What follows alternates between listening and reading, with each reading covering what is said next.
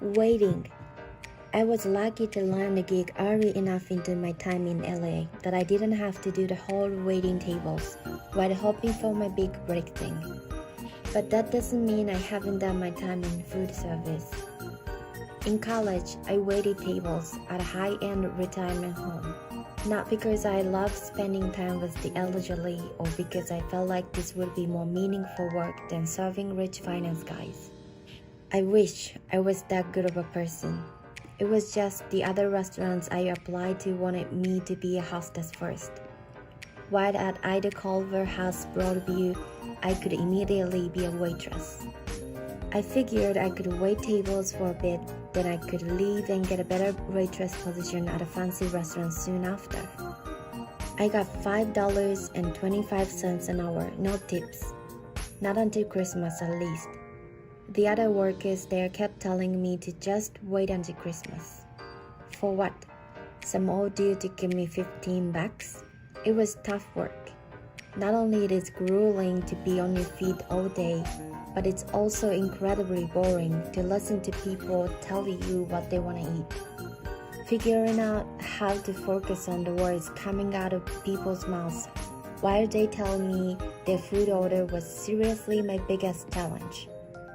Of course, it didn't help that I would go to work stoned, and I'm not a good stoner. Despite repeated references to smoking weed in this book, the activity actually makes me paranoid and weird, and that's why I don't do it anymore. Once, I was taking the order of a four little German ladies in their late 80s who sat together every dinner. They placed their order and I said, as I wrote everything on my pad. I always use the pad. I don't understand those servers at fancy restaurants who don't use the pad. I memorize lines for a living, but I would never be able to keep orders straight. After the last lady put in her request, I walked back to the kitchen and looked down at my pad. It was all just scribbles. I hadn't written down any actual words. I went back to the table in a sweat, trying to figure out what I was gonna say. If these ladies had had dementia, I would have had some hope. But no luck. They were a sharp posse. So I said something about a cook dropping their order, but it was still embarrassing, especially since there were only 4 options on the menu. Later the same week, I spilled hot coffee on one of these little German ladies. Bottom line, I lasted 4 months and didn't even make it to Christmas. I was going to school and trying to get homework done, and my glamorous waitressing days didn't feel like my destiny. Plus, between bus fare and getting my uniform cleaned, I ended up losing money overall.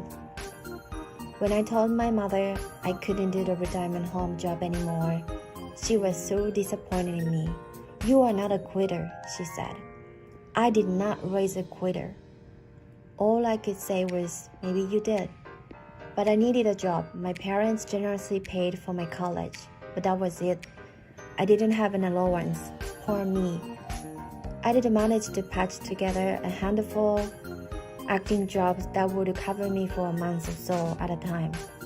Training videos, radio commercials.